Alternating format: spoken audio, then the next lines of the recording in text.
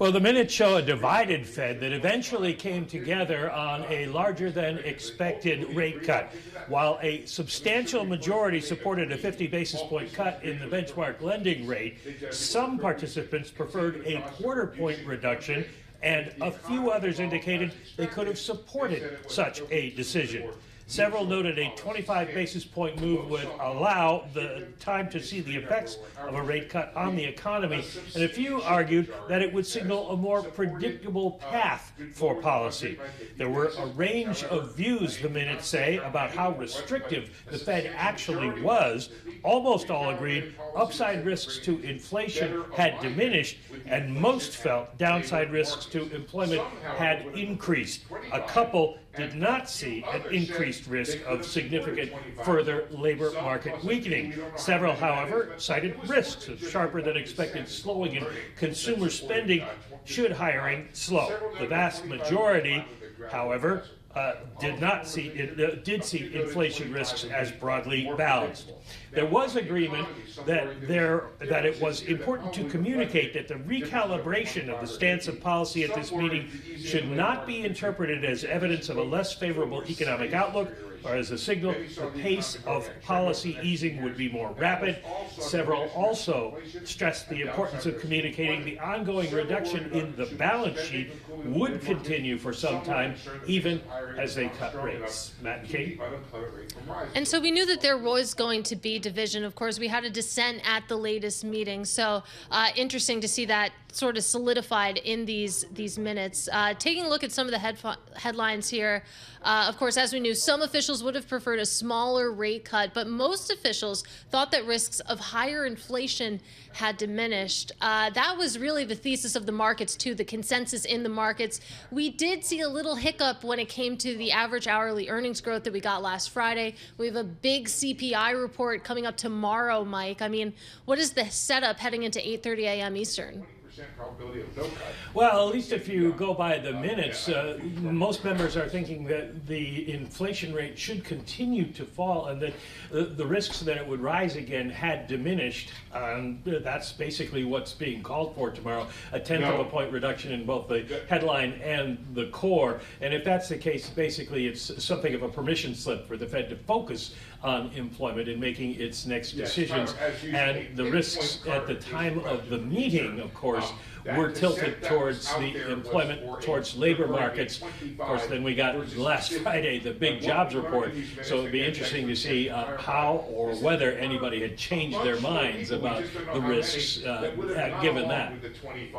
Can we glean, Mike, from these minutes what the Fed might want to do, what some might want to do, or several, a few, couple, perhaps the vast majority, after we've seen these updated jobs numbers, better than any economists in our survey had expected, with revisions higher for the last 2 months?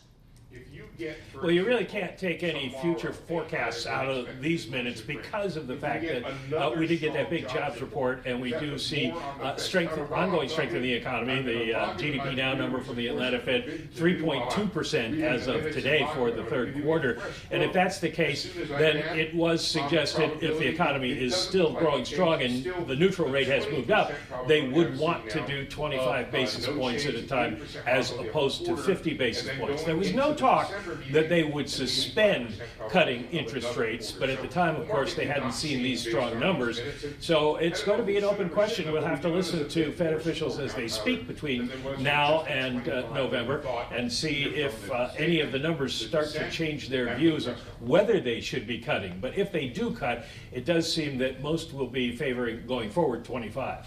Yeah, let's talk about, of course, that November Fed meeting. We had a great conversation on open interest with Esther George, of course, former Kansas City Fed member there. And I know that you've spoken to her about what the neutral rate is. She thinks it should be slightly higher. We also got into a line of discussion about whether or not this could be a stop and start rate cutting cycle, whether or not we actually could see the Fed not move at all in November. I mean, Mike, what do you make of that?